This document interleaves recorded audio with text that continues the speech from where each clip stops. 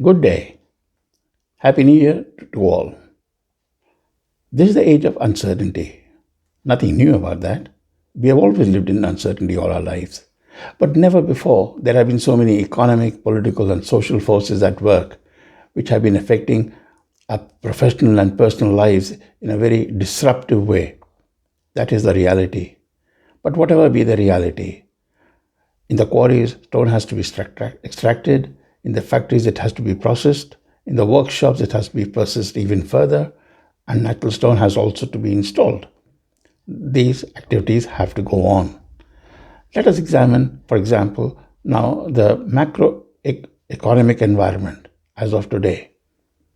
Number one, high inflation and consequently high interest rates is a new phenomenon that is now prevailing in the United States and US and European Union, something that many of us had forgotten for many years.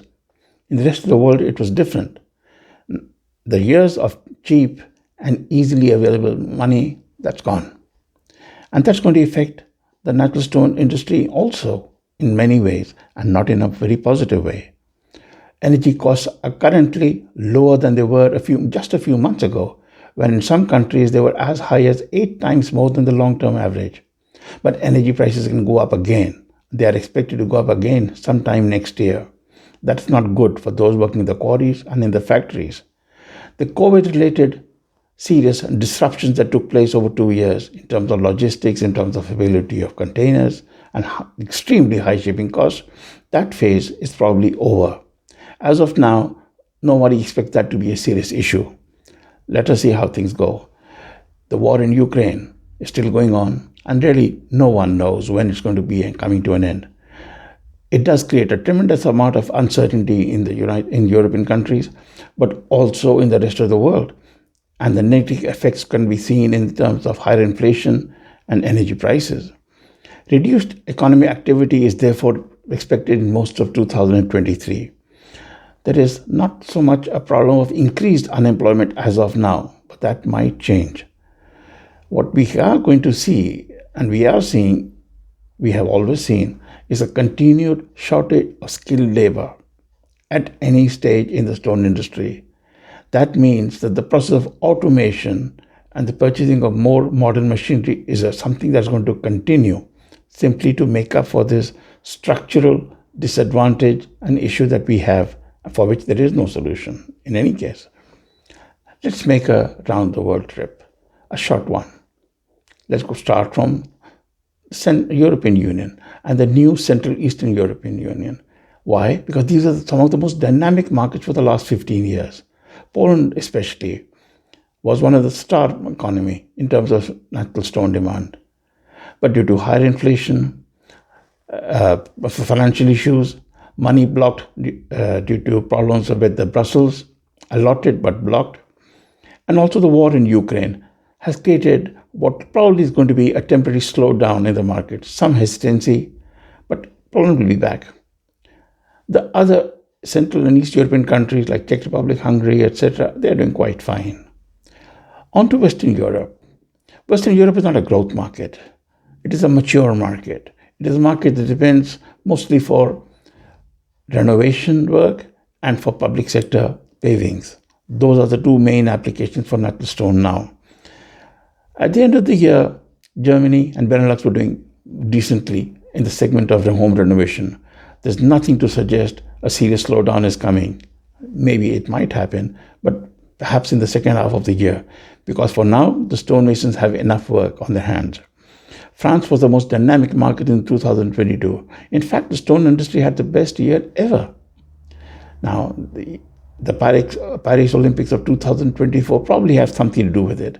But the fact also is the projects are all over the country and in exterior paving granite is used. Another new trend, good for the stone industry, thick stone seems to be coming into fashion as a new generation of architects see sustainability as an important criteria and see natural stone, thick natural stone in a very virtuous way for their projects. Hope that tendency increases and spreads everywhere. Then you have cities like Madrid where 80,000 people are entering every single new year, creating a very solid basis for demand for new homes. That should continue. Portugal is also a dynamic market.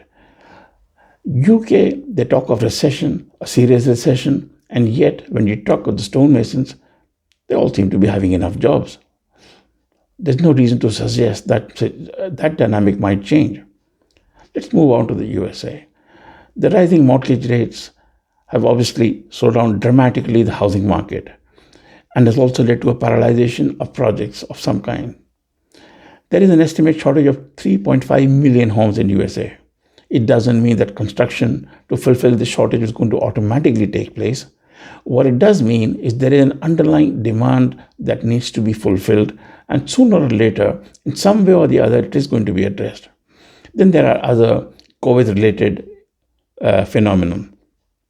For example, people are looking for bigger homes. Then you have home working. So that's a new phenomenon. And what does that mean? People look for bigger homes. They're looking to move to the suburbs, and they're moving to. Many of them are also moving to the south. So the south of US is becoming a has growing population, and that creates another underlying demand. Let us see how it works out. And even when there are empty offices due to home working, sooner or later they have to be renovated to different uses. That too should offer possibilities for natural stone. We'll have to see how these things work out.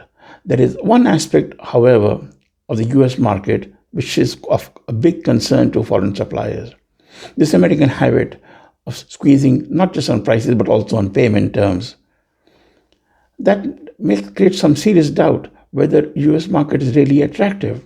For 2 years, because of lack of travel, that habit had gone. It's coming back. Let's see how things work out. Because don't forget, the stone suppliers have their financial problems too. Latin America has been recovering faster than expected from the COVID disaster. And that is good news because countries like Mexico and Colombia are beginning to see steady rise in demand again. Brazil, that $1.4 billion exporter of granite, mostly of granite, might be in trouble. It is far too dependent on USA and far too dependent on one application, the kitchen countertop, a segment where porcelain and quartz are big competitors and are taking away market share. The local market of economy of Brazil is also beginning to falter. So some companies in that country might be in trouble. Let's move on to Asia. When we talk of Asia, we usually talk of China first. Let's talk of India first now. The local market in India is now growing after a lackluster 7 years.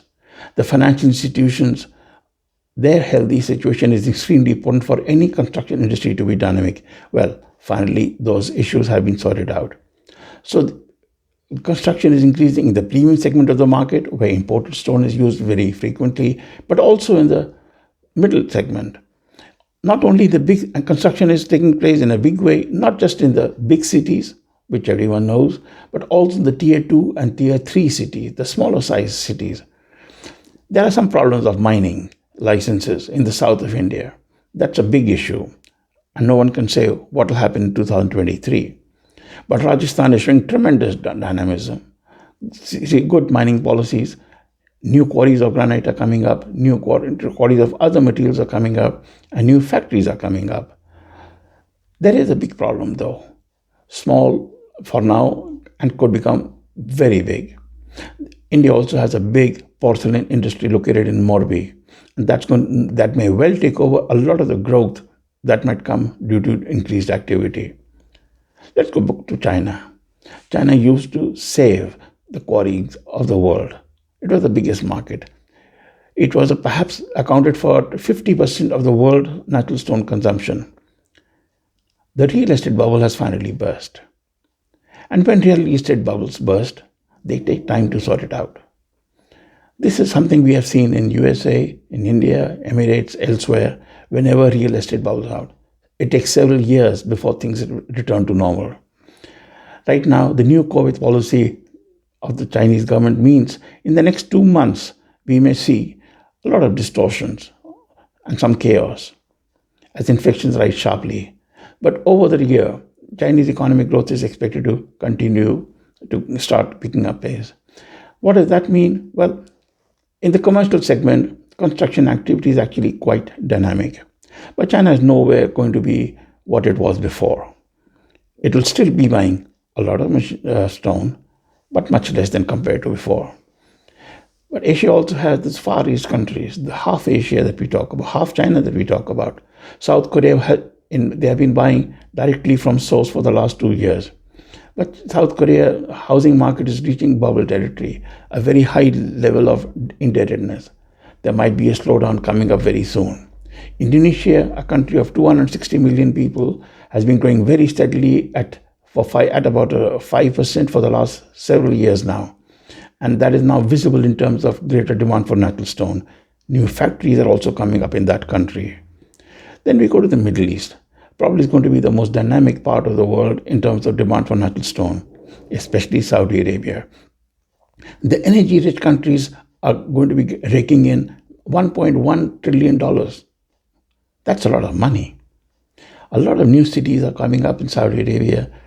The planning was there, the construction has started. Neighboring countries of the energy-rich countries, the stone suppliers like from Turkey, Iran, and Egypt are going to be benefiting from this new dynamism. Also, some suppliers from other countries. So it's a very difficult to analyze scene. But there is, in the mature market, there is resilience, tremendous resilience. And there is a growth market, mostly in the emerging world. Things are not going to be so bad. Now, in an age of unexpected, frequent events, things that take us surprise overnight, it is foolhardy to make firm predictions on what's going to happen in 2023 because things can change overnight. However, given what we know today, if the industry survives the way it has during 2022, a very large part of the industry will give it up for satisfied. They'll be happy. Margins, yes, will be tighter because it's very hard to pass on to the clients the increased costs. But if things can go more or less the way they went in 2022, that'll be good. Good luck.